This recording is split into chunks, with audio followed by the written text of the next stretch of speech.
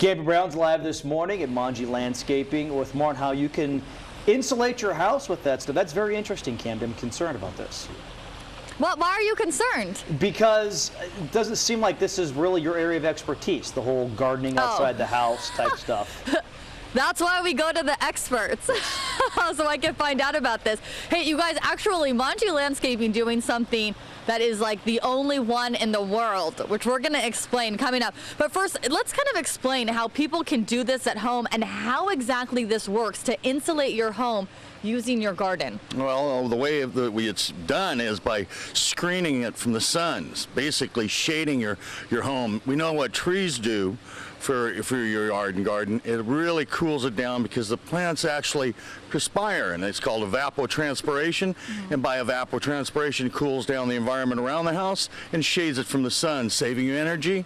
And you know, that's a really big thing during the summer months. What about during the winter? Can it help kind of keep the warm air in as well? Exactly. It actually insulates the building, so it works like a big blanket and keeps the heat in as well. So it's a really cool way of improving the environment and improving the beauty of your home. And so how can people do this at home if this is something that they want to try and do as well? Well, it's pretty simple. You can start by building wire trellises around the perimeter of your home to improve the environment as far as cooling down and not cutting the reflected heat. If you have block walls, those block walls generate a lot of heat around in your yard and garden. So by wiring it and adding vines, it's been done for centuries by adding hedges and covering the buildings with plants vertically from the ground.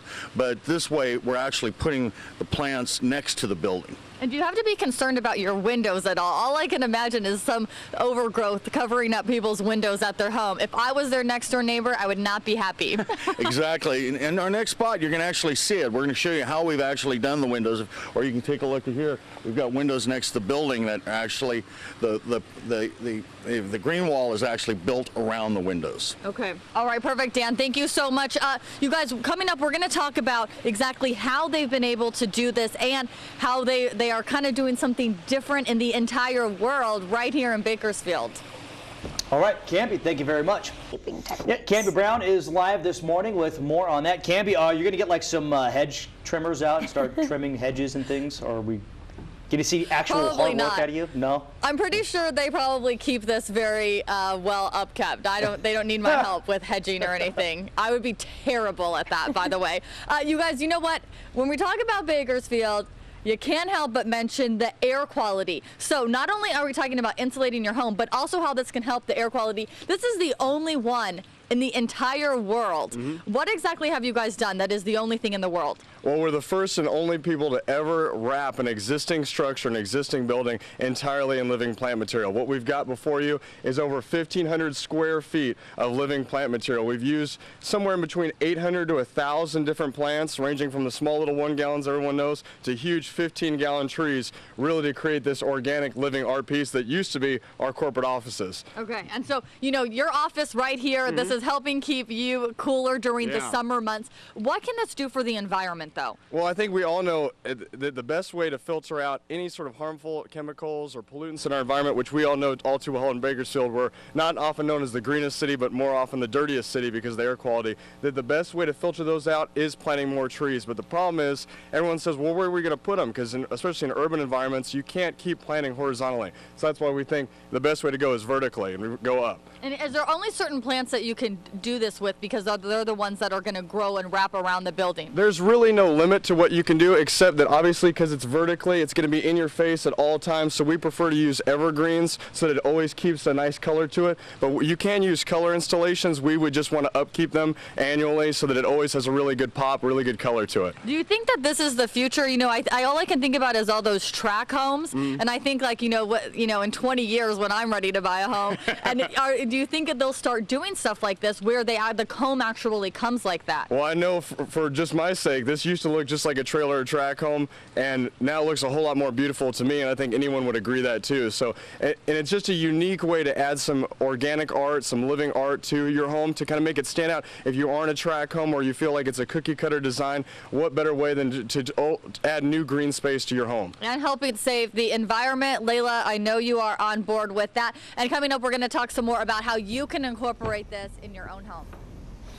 All right, good ideas. 20 years, huh, Cambi?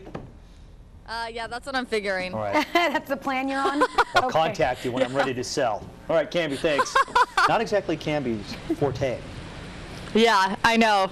You're right. Not mine I was either, just though, talking. Cambi, so I should. I'm not making fun of you. It's not my forte either. I know. At least you have a backyard. I live in an apartment, so I don't even have a backyard to like tinker with. Sometimes I wish I did. Yeah, it's a lot of work, I'm sure.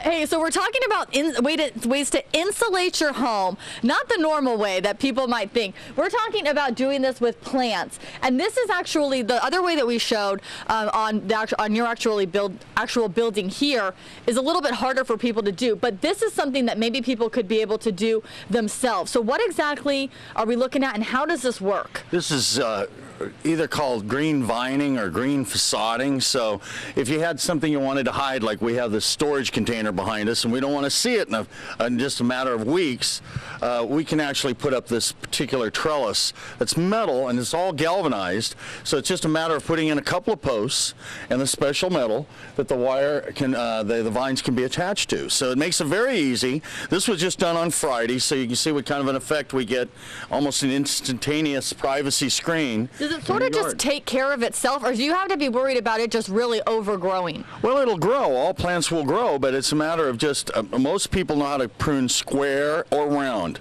So in this case, all you do is take a hedge shear and shear it 2 or 3 times a year, pretty low maintenance, and you've got a great privacy screen. You can create walls within your garden. So if you wanted an area that's a little more intimate, in a large yard, you could actually build walls of green around that area and create a privacy area. And besides privacy, what are the other benefits of doing this? Well, again, we're cutting the heat. So if you're putting this next to your house, like, say you have a south-facing or a west-faced wall, you're getting a lot of heat on the side of that building. So by placing this facade greening, which is probably the least expensive option as far as cooling your yard and garden down and your home, this is the way to do it. Okay, and LJ, if we can just show right over here, we've been showing this to you guys earlier. This is the actual building, the only one in the world that is fully covered with all of this greenery here.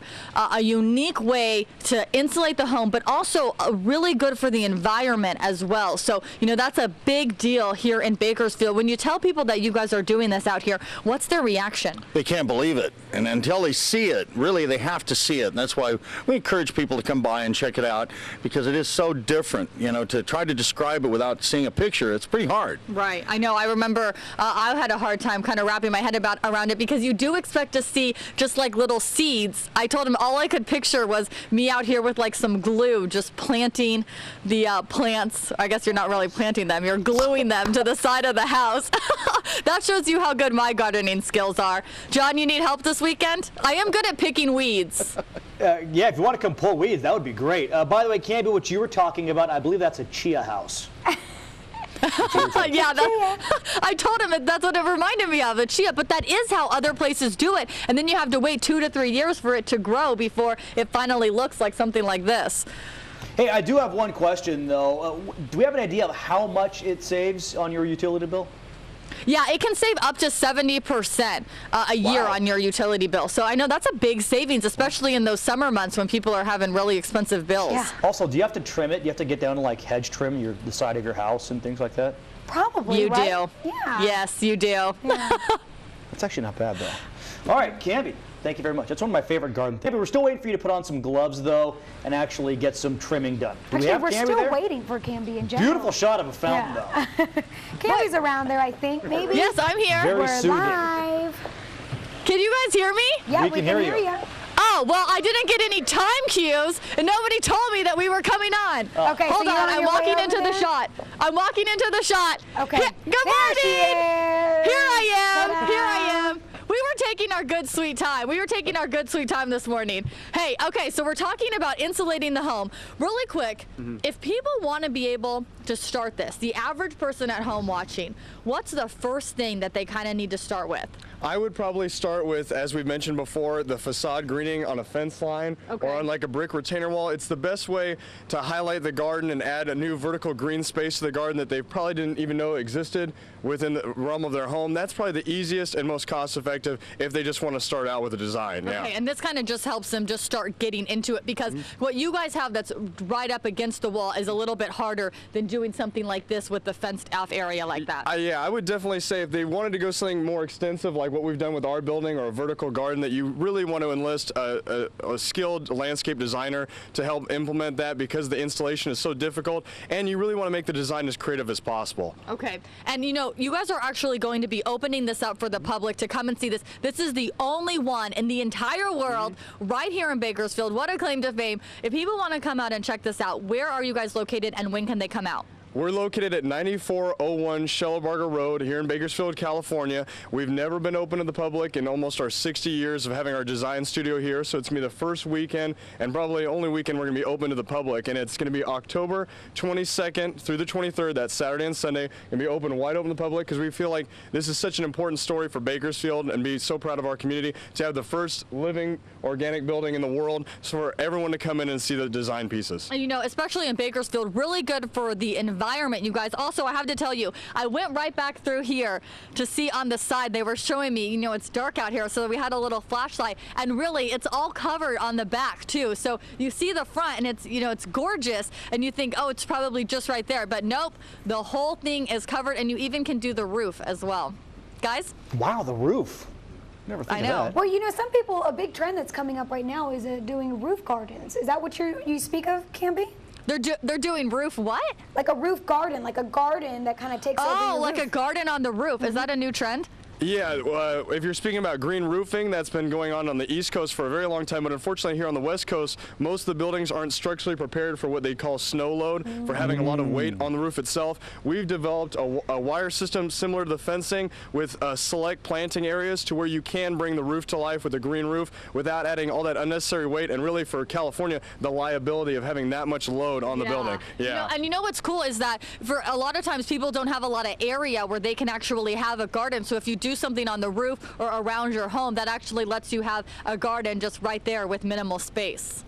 All right, Cambi Brown, thank you so much.